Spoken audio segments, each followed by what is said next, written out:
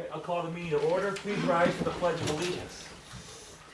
I pledge allegiance to the flag of the United States of America and to the republic for which it stands, one nation under God, indivisible, with liberty and justice for all.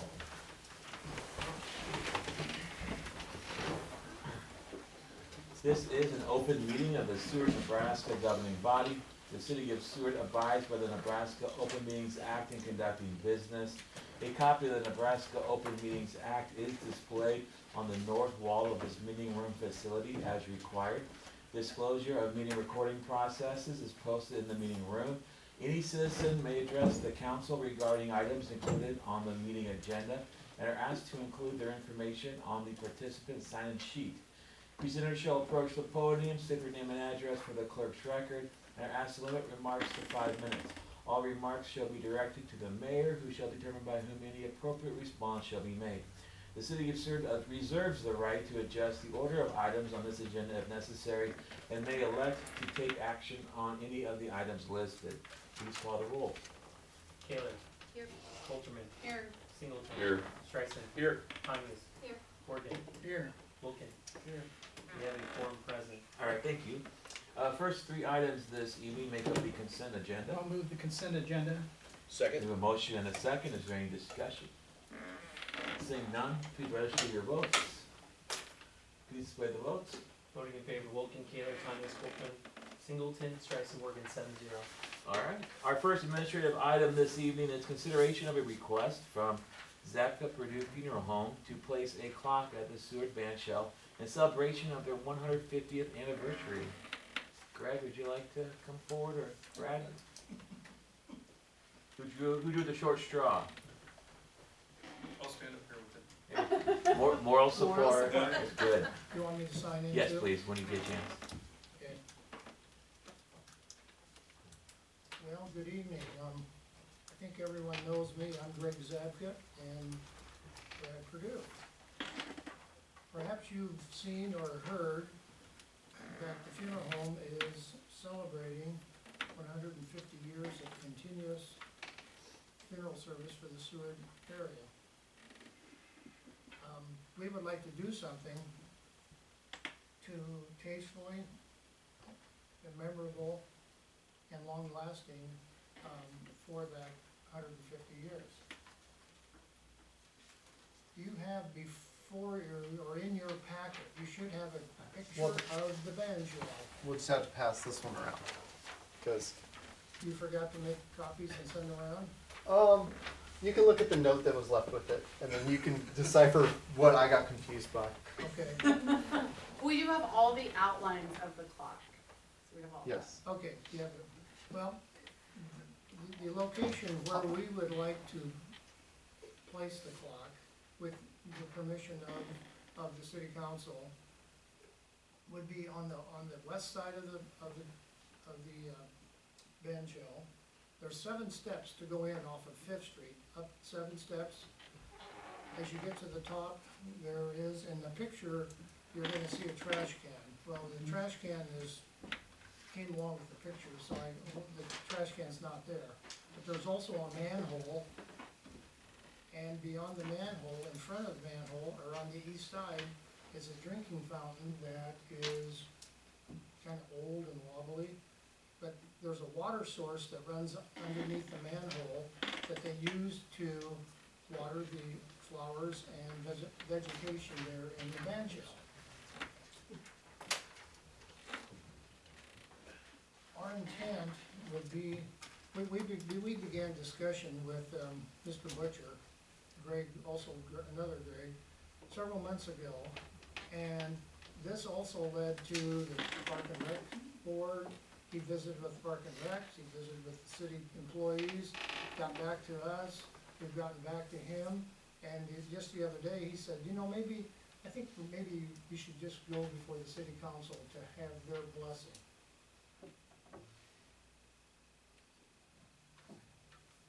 There's been some question for the band shell about covering the band shell and doing for some shade. That's what's kind of delayed this whole process some.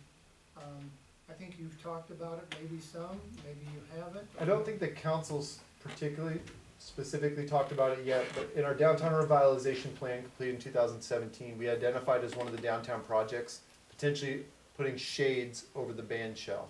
Whether that's a permanent structure, a temporary structure, a seasonal structure. And we've looked into in the past a litany of options. They're very expensive. And so the Rotary is looking at a potential project in this area as well. And so that discussion of shade has come back up. Knowing that Zach Purdue had this opportunity and that one's coming back down the line, we wanted to make sure that everybody's going into it with eyes wide open, because the last thing I want to do is put in this gorgeous clock and then cover the whole thing up with a giant shade so you never see it again. Or vice versa, that it somehow impedes what would be the particular way to implement the shade. So the clock, if you've read any of the particulars, it's going to stand 10 foot 9 inches tall. It's going to be lit, two-sided dial. Well, we'd like to have it so one side would be facing the band shell and the other side to Fifth Street, so people could go by, see what time it is. And it's going to have a simple wording on the side of the clock. You probably saw that.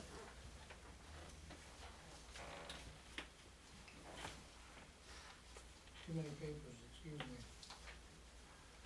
1874 to 2000, or to 2024, 150 years of service from the Wood, Zapka, and Purdue families.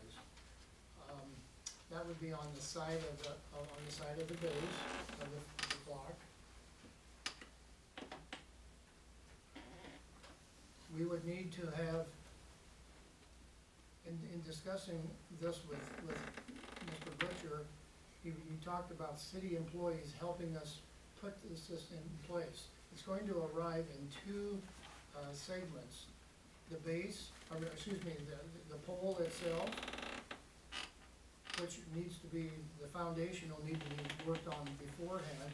We're talking about a 2 foot by 2 foot foundation, and it needs to be in the ground about 36 inches, I think. We'd want to do that very carefully, not to disturb the old manhole, or what's underneath the manhole, which is a water line. We will need some electricity to come to that clock, and I guess it was conveyed to us that may not be a big project. If need be, we can hire an electrician, if we can obtain one in town, to finish doing some of that electrical work, unless the electric department will take care of that.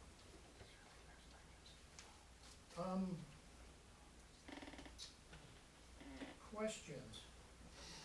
We'd certainly like to have the blessing and approval of this project from the city council, so that is the reason that we've come before you tonight. Yeah, go ahead, Joe. Yeah, Greg, you mentioned Wood, Zapka, Purdue, but in your drawing, it only's got Zapka. Is it gonna have Wood on there too, or just Zapka, Purdue? No, it'll have Wood, Okay, from the Wood, Zapka, and Purdue families. okay. Yeah, I was just looking at this on that scale. It only showed Zapka, Purdue. The one that's actually on the Oh, clock. okay, is on the back? Yeah. Okay, sorry, it's not like I looked at the other picture. Yeah, You're good. and you know, when they approached us on this idea, and we were very excited that it's always nice to try to enhance our existing facilities and amenities, and this is one that's been around for a long time with the band shell. And while we've done some dressing up with landscaping, we haven't really done much else until we started discussing possible shade options. But given the expense, we haven't really moved forward with it. But this, I think, would be a nice way to kind of enhance that space and maybe, you know, kind of dress up the entrance coming into the band shell area. So we're very excited, but we wanted, again, we wanted just the council to be all briefed on the idea, to make sure that everyone is supportive and moving forward with it, so you weren't surprised when a clock shows up. My only initial question, I guess, when they first came was, you know, I like having these public spaces feel public. And, I just wanted to make sure that we aren't doing too much commercialization with advertising or signs, that it's the clock is what's being featured here. Obviously, we wanna recognize the families involved with the funeral home, but it isn't like a big billboard that would be put there that might be distracting from the otherwise, public space. And so that's why I was really pleased when I saw these designs come forward. I think you put a lot of thought into this, and I think it's a really great idea, so thank you for that. Are there any other questions or comments from the council? You probably, if you saw the drawing, on the clock itself, on the top it'll say Seward, and right below the 7, 6, and 5, it will say 2024, and then the plaque, the dedication plaque will be on the front, on the west side, as it faces, Fifth Street. Thank you for your investment. I think it'll be a really nice addition. We looked all over and to try to find some places that might be appropriate. Greg and I, we talked about perhaps someplace on the square. Well, then we're talking about the county, and there's been some other discussion about things, that are gonna go around this, that perhaps will go around the square.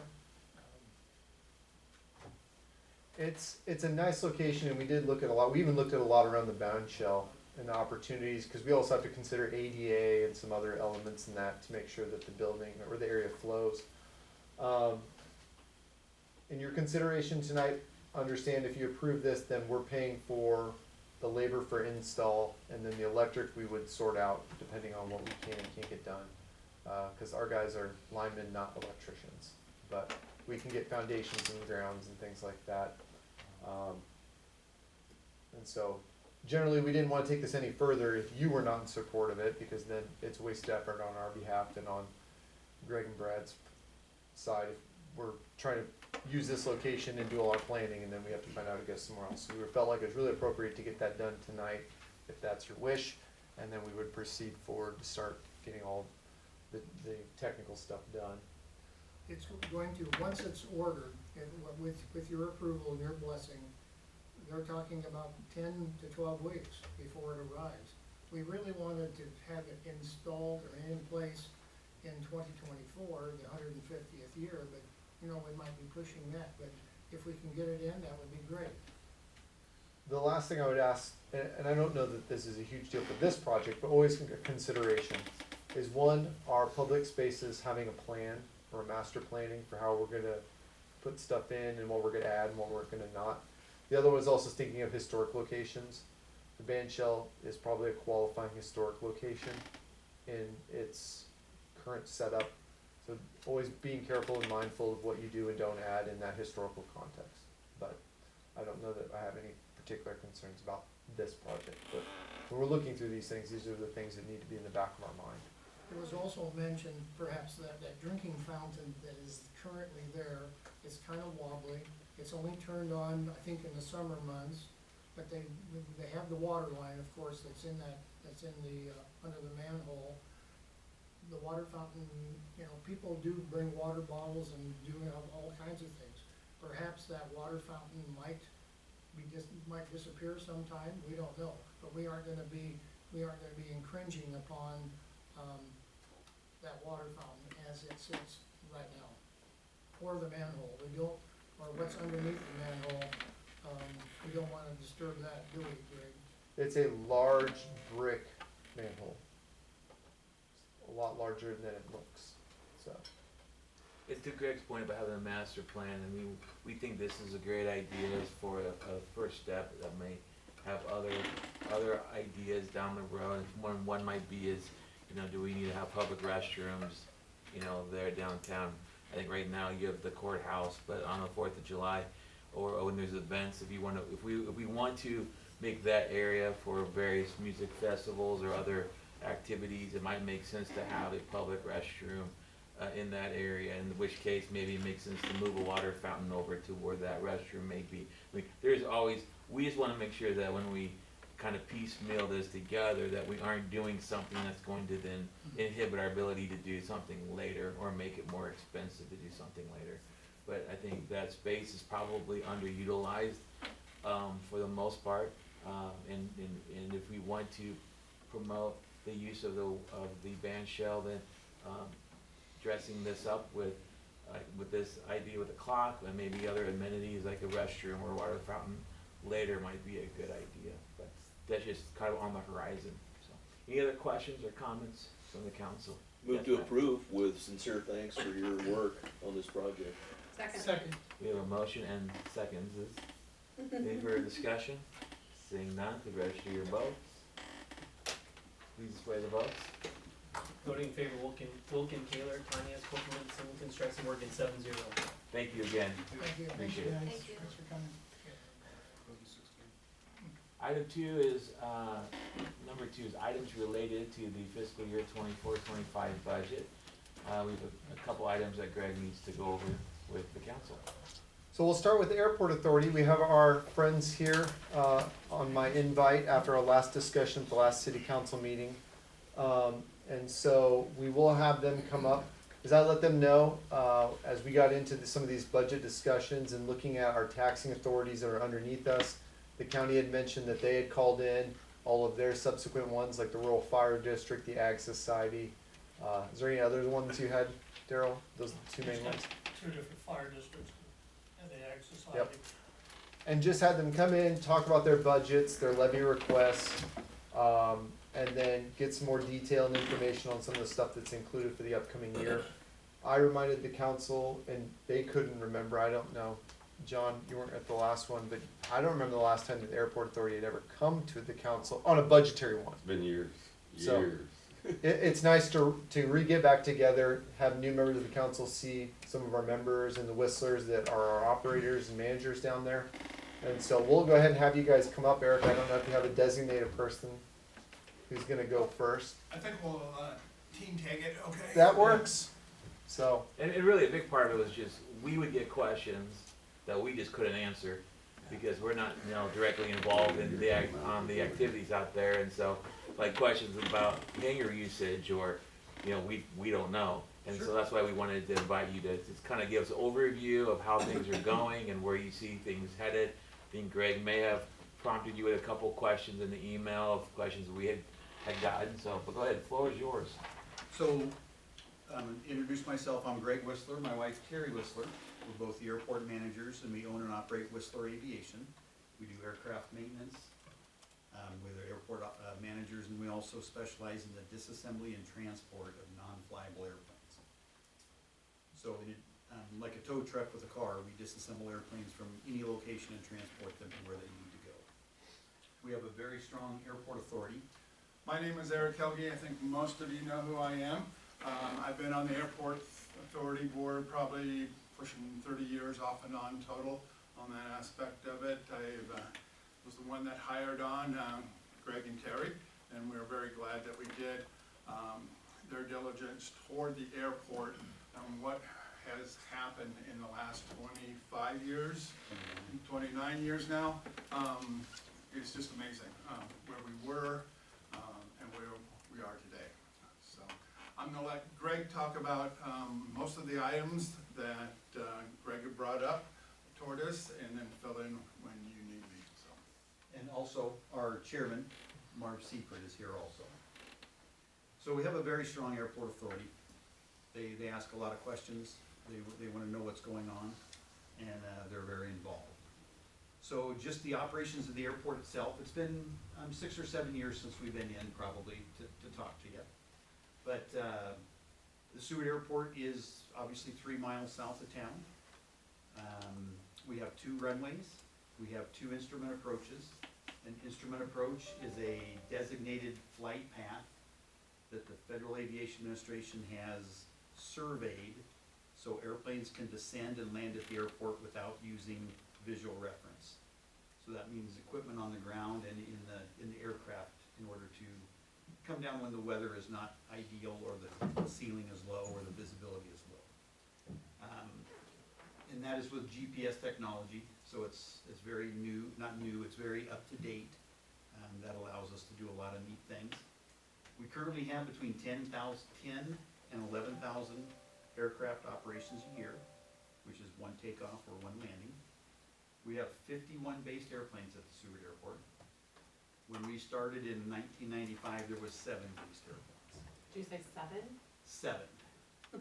So we feel like things are going in the right direction.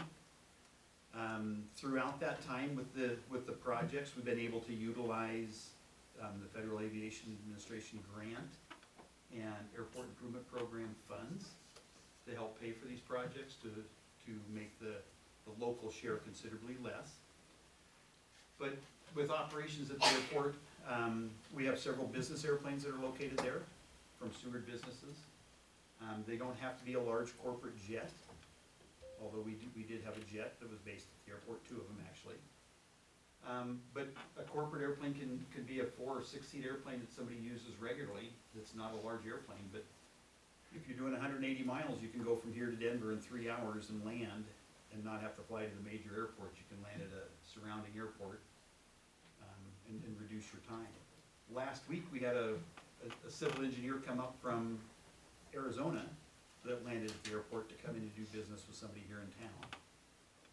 Last month, we had a large seed corn company come in 16 times with a 12-passenger jet.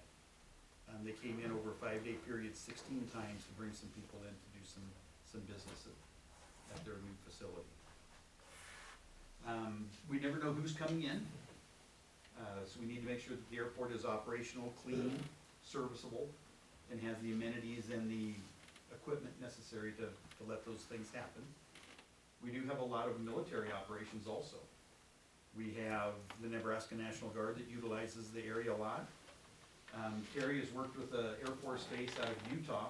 They come up with an airplane and have over the last 6 months or so to do training off of our turf runway, our grass runway.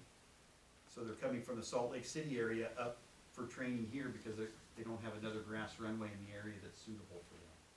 So they'll come up and they'll bring 4 pilots and they'll do touch and goes and operations and switch off pilots, and they'll spend the entire day up here before they head back.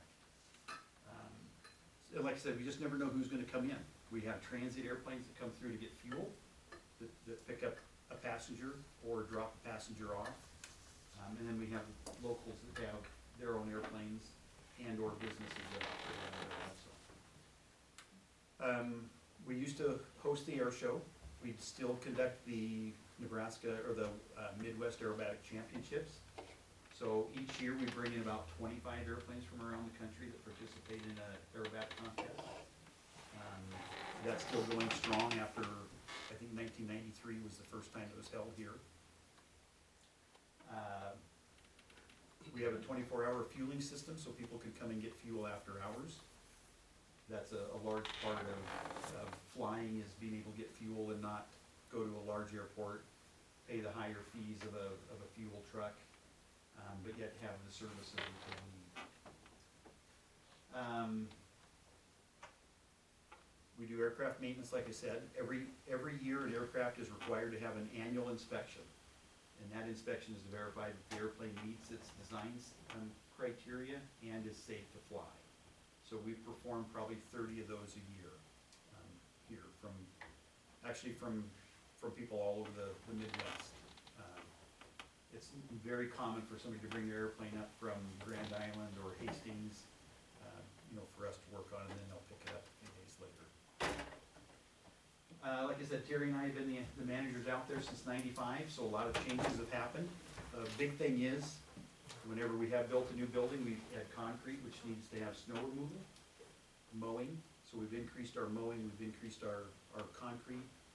We try very hard to maintain our concrete.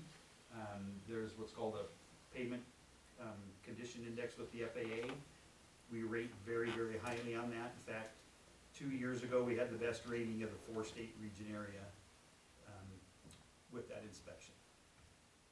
And we do that for maintenance and preparation, preservation. We want to make sure that it's always hard to get money to put new concrete down, so we have to take care of the concrete we have, because there's not extra money to replace something that was not taken care of. So we're very strong on that. We try to have some community events out there. We've always been open for events that may not include airplanes. But we also have aviation events out there also, flying and breakfasts and things like that. So the airport does get used. Being south of town and airplanes being fairly quiet, you don't necessarily hear them or see them. So to have, 11,000 airplanes take off or land in a year, most people don't even hear it happen. And that's the reason the airport was put down there. We're also very diligent about protecting the airspace around the airport. Any kind of elevated protrusion creates a problem for those instrument approaches that we talked about.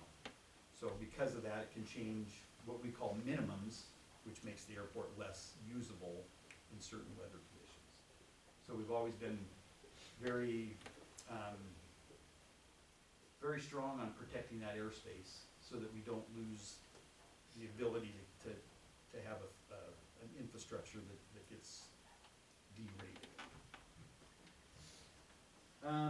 We currently are in the process of adding another set of T-hangers. A T-hanger is just a metal building that allows us to put airplanes in it, but if you view that from above, it looks like the letter T. They're all, the back of one airplane is next to the back of another airplane. So it's a rectangular building, but 10 individual hangar stalls in there. We currently have a waiting list for airplanes. With this particular project, and we did another 10-place hangar just about 6 years ago. This one is another 10-place hangar, identical in size, shape, and location. With that, it's approximately a $2.3, $2.2 million project. And of that, we have about $330,000 that is our share of it. We're getting federal money. Each airport can receive a grant if we are in a certain category, and we are. So we have about $1.2 million coming from the FAA in that particular grant, and we have a couple other grants that have $144,000, $149,000, and $149,000, and another almost $500,000. So out of this $2.2 million project, we have about $300,000 to cover. And that's part of the request for the levy. We're able to do this project without issuing bonds, just like we did with the last one. We also take advantage of the Nebraska Department, they've changed the name, Nebraska Department of Transportation Aeronautics Division. We can apply for, and we have been approved for a 0% interest loan for some portions of the project. So we're able to utilize the 4 federal grant programs and some zero interest hangar loans from the Nebraska Department of Aeronautics, which reduces our local input significantly. Most of our grants are 90% federal and 10% local, which is incredible for this kind of a situation. The other thing that we're pretty proud of with the airport is we cannot use federal money on hangars unless our air side, what's considered the air side of the airport, meets all of its design standards. So we have no deficiencies on the design of the airport, any obstacles that are in the way or in and around the airport. Our concrete is up to standard, our navigation aids are correct, our lighting is operational and current. So we have no requirements to meet on the air side, which allows us to take advantage of these grants for the ground side.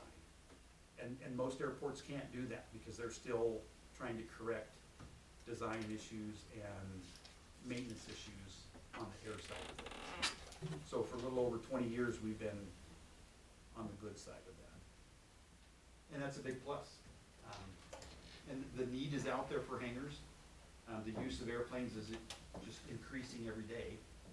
And so we're proud of the fact that we're able to utilize that money, and we have a very good relationship with the Department of Aeronautics. We have also been granted almost $600,000 from other airports that received this grant money, but were not able to utilize it in the time period required. We have to spend this money within a 4-year period. Some airports are not ready with a project to do that in that time frame, so that money gets returned back to the state of Nebraska. And then they can, let that money go to another airport that we apply for. We have to apply with the Nebraska Aeronautics Commission to ask for that money. So we've been given $600,000 from other airports who aren't able to use it, that would expire this year if we weren't using it. So we've got a very good relationship with them, and that's helped us on all of our projects. Any questions or comments from the council? If I could just make a couple comments.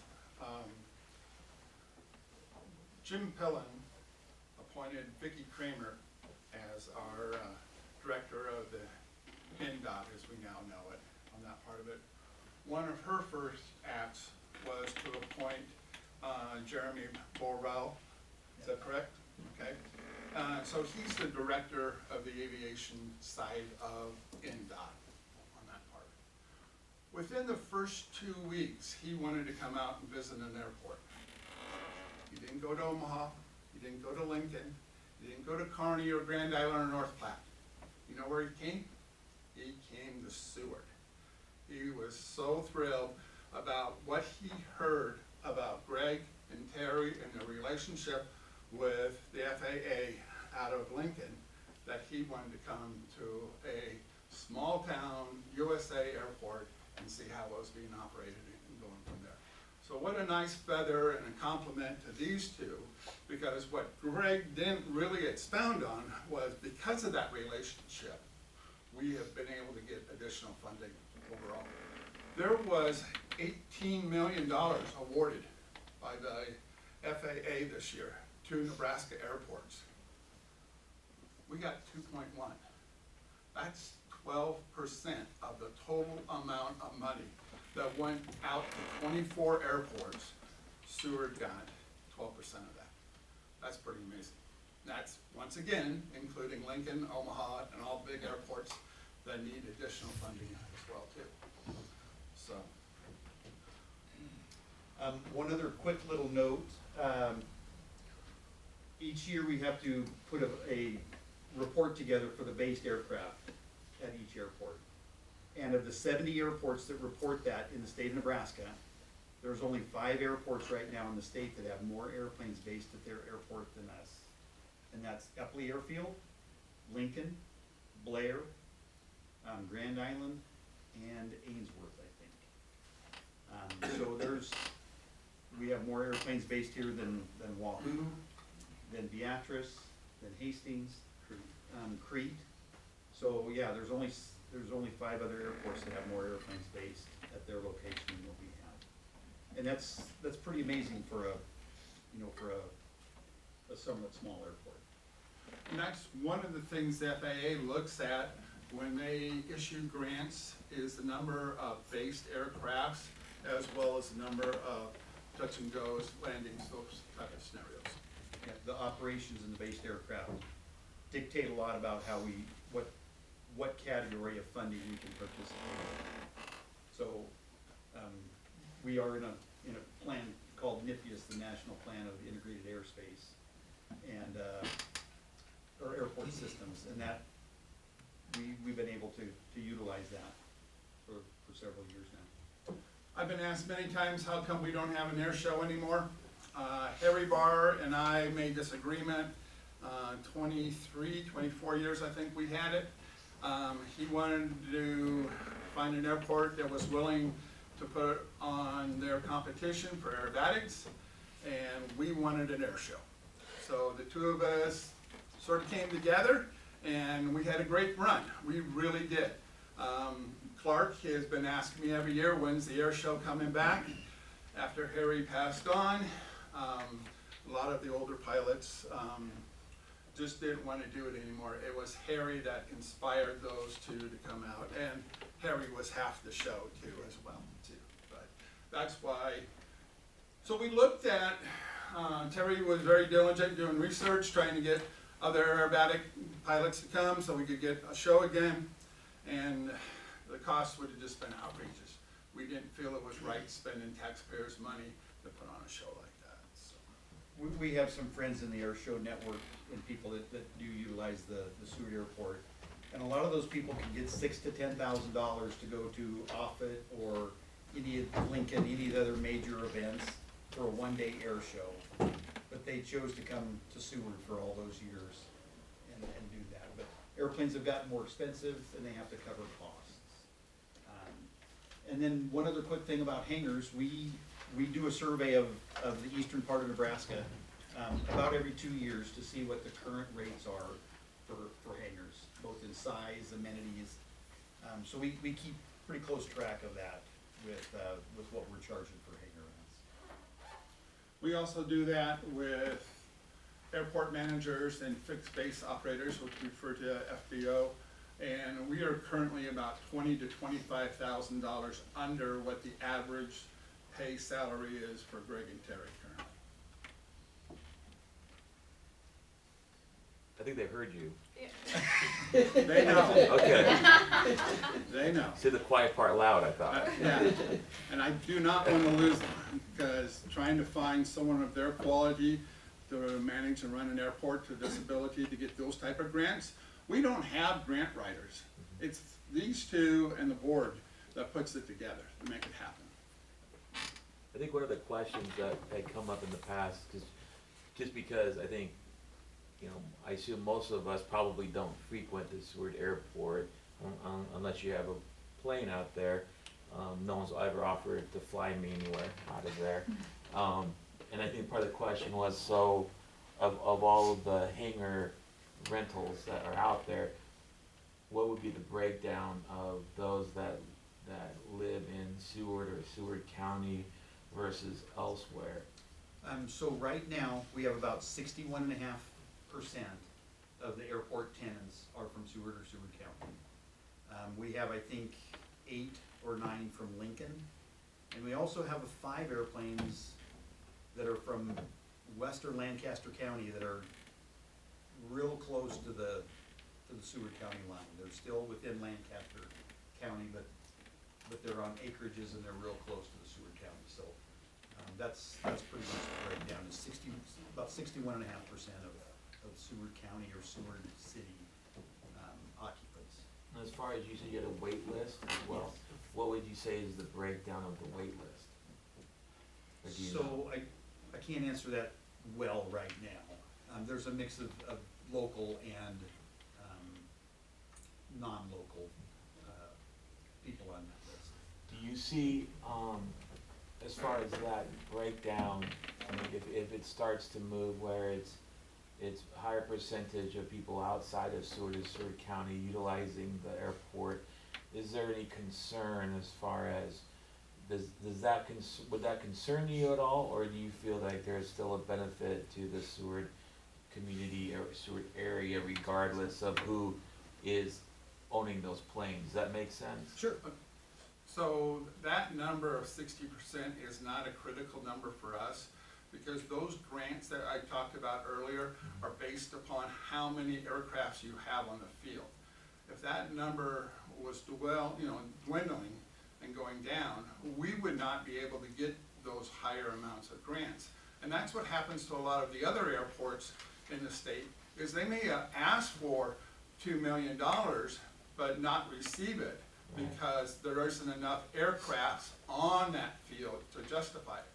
Secondly is Seward County only has X amount of people who can afford an airplane these days. And I think we're pretty close to, except for you, Mayor, getting an airplane, okay? We're running out of those people that can actually afford to have an airplane and fly it. Mine's made out of paper. Doesn't go very far. Yeah, we always do put a priority to anybody in the Seward area or Seward County to occupy a hangar. I just ask because it's easier to justify, especially in this room when we're talking about property taxes, is that they show that the benefit is still benefiting the community that's paying property taxes. Is a difference if it were like, instead of property taxes, if it were a different like sales tax or something where people outside of the community who don't own property are still paying sales tax. Sure. So when the tax revenue is coming from a very finite number of people, it's just nice to be able to show the benefit to the community. And just like anything else, if you told me that, you know, at some point, 60% of the people that use the Seward pool aren't from Seward, at some point, I think there's a tipping point where it's like, well, then why are we subsidizing a pool and operating a pool if the benefit is going mostly to people who aren't in Seward that are paying those taxes? And so that's why I just want to give the opportunity to explain how that works in your world. Right, and also you got the economics, so the Seward Economic Development Group, who's been very, I mean, they're on a roll right now. And Greg talked about the ag business. Well, they looked at our airport. They wanted to make sure that that $3 million airplane they bring in, that Pilatus PC-24, had a runway that was up to snuff and was long enough to land it. Yeah. So it is a marketing as well to attract new businesses. It isn't just about the people that have a airplane out there. It's about how can we get more business to come in on. And that's the message I want to make sure it gets out so people understand.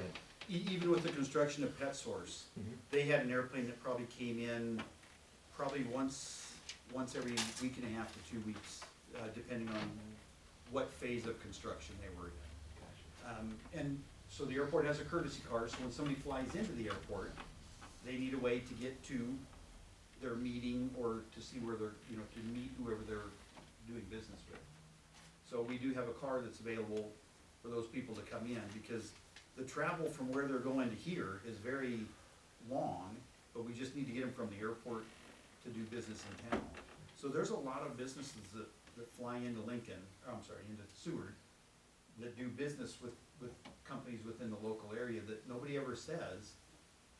Years ago, we had a clother in the square, and every fall and spring, the new clothes would come up with the salesman, and he would take our car and go in and show those new clothes. And they never knew that they flew in with an airplane to get to them. They just assumed that they drove, because everybody drives. But no, you know, that was just a method of transportation for them, and they used it all the time. Just like Eric said with that camper, they fly, I think they have 6 or 7 airplanes in their fleet, and they fly all over the Midwest. And without a operable airplane or airport with the correct length runway, they simply choose to do business at another town. They're coming to our location instead of going to York. So what's in the future for the airport? Now, where do we go? How far down the road are we looking? We know that AI is going to be a major factor in our lives here. It's coming faster than we can dream right now. I mean, all I have to do is go to an app, I can write a report that took me years to write, it seemed like when I was in college, you know. And so, a couple things. Air taxis might be a issue for the Seward Airport in the future, because they're not gonna run air taxis out of controlled airspace out of Lincoln. And then packaging, Amazon with their drones, what an ideal location. I mean, they could service everything out of the Seward Airport and distribute all those packages. So when those times come, we're gonna have our best foot forward.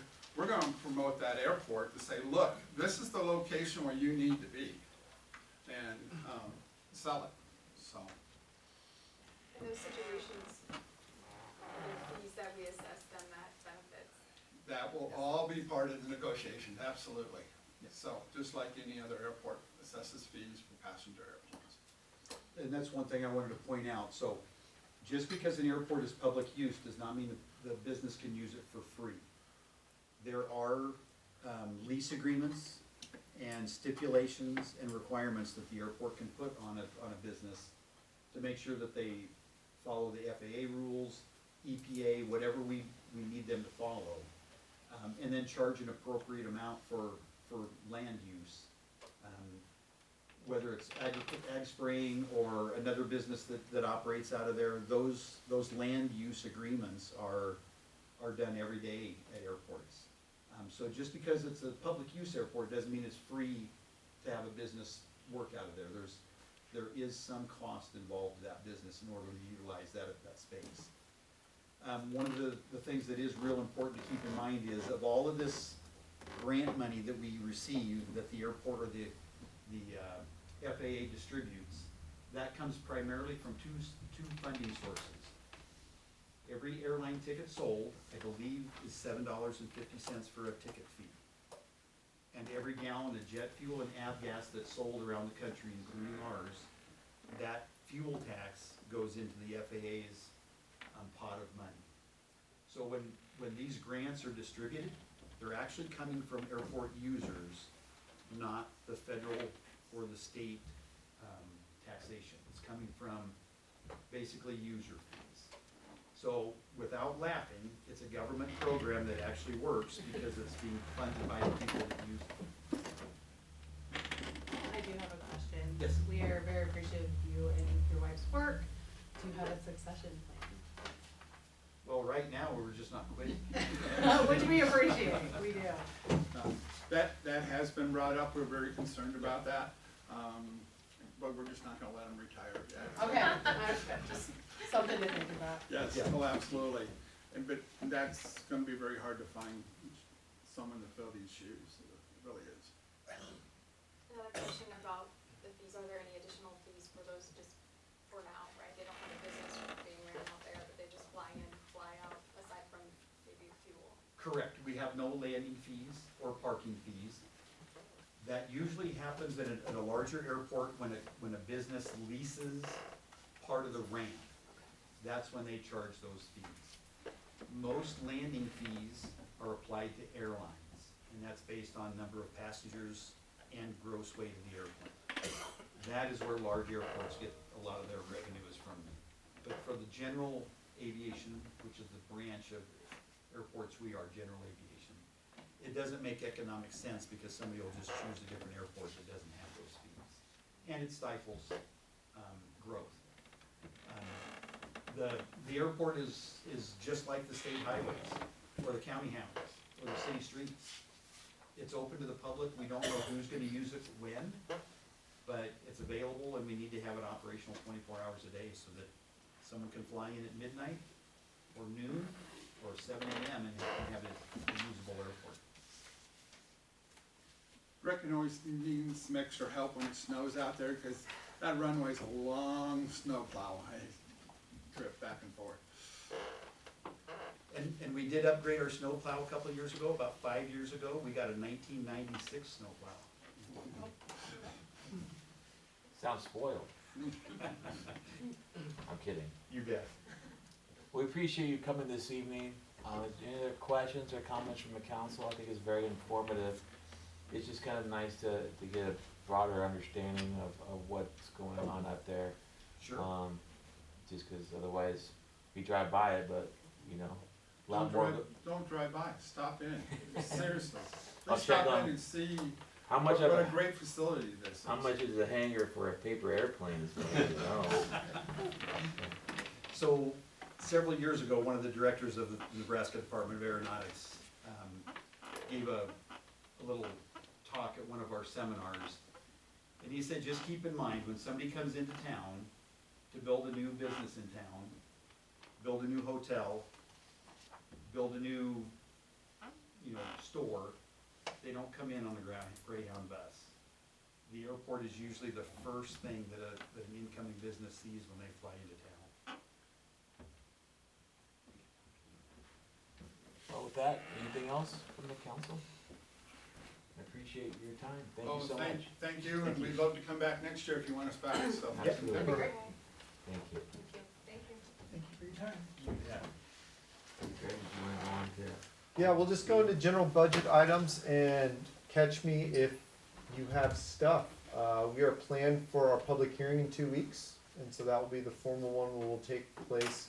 A lot of our items, start prepping our budget authority, and then on the 24th, based on the current budget and the things that we did at the last meeting, on the 23rd, I believe, is the postcard meeting, and on the 24th, Tuesday night, we will adopt the final budget and send that off to the state auditor's office to get that all filed away. So The formal public hearing will be on the 19th. We'll listen to any other public comments, things like that, but obviously we've had this, our third meeting talking about the budget. Pursuant to your items from the last meeting, we did leave the levy alone pursuant to the motion that was made by the council. And so instead of the recommended amount that was initially in the mayor's budget to keep us out of the postcard meeting, based on our discussion last time, we were gonna leave the levy alone, absorb the 7% increase, and we'll utilize the majority of those funds for the sidewalk program. The only other items that have really changed, so obviously we added all those changes in there. We got final numbers from our designer on the levee pump station.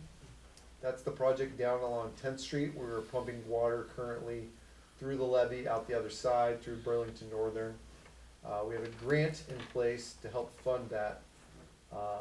We anticipate the full final cost to be approximately $275,000 more. Not more, like just more in next fiscal year versus the amount we spent so far. And so that is increased cost slightly to finish up that design. And so that is now in there. And then the last one was, there were 2 late fire department items that were requested in by chief and assistant chief. These are items that they would fund out of their billing funds. But they are and John might be able to assist on this. One is a lift system. It's utilized in low manpower situations or tight quarters to move people up and down stairs. And so a lot of those lifts tend to involve a 4-person lift. This would allow for a 2-person lift utilizing the equipment, and maybe even lighter, but that's usually your standard there. Tight quarters or dealing with certain situations where you're moving people that you need a lot of people to lift up. Why are they late? What? Why are they late? I don't know the internals of that one. They were waiting they were waiting for money, quotes back, is what they were waiting Because on. we've already had 2 hearings on this. I did inform them of that, I received it late afternoon on August 20th, which is the second date we'd already heard it, before we even got the request in. They were So, slow on giving us the quote. yep, Is that something that's really needed right now? Oh, gosh, yes. I'm just sorry, you come help us take somebody, say above Ben Franklin's it used to be, and help us take somebody down, or where the clock bar used to be. No, I'm just asking, I just wanna understand. Horribly, yes. the other portion of it was for, new updated exercise equipment at the, fire department. They currently have exercise equipment in there now. That's just pretty standard expense that you find. And so that was the other portion of it. All totaled, they requested budget authority for $29,000 in totality out of that billing fund. And so that's how we have presented it in the current budget. I'm not concerned about the amount, I'm more concerned about it being a late add to the process. If we have to cut anything, it'd be the exercise. I would not cut the assist going up and down steps. No, I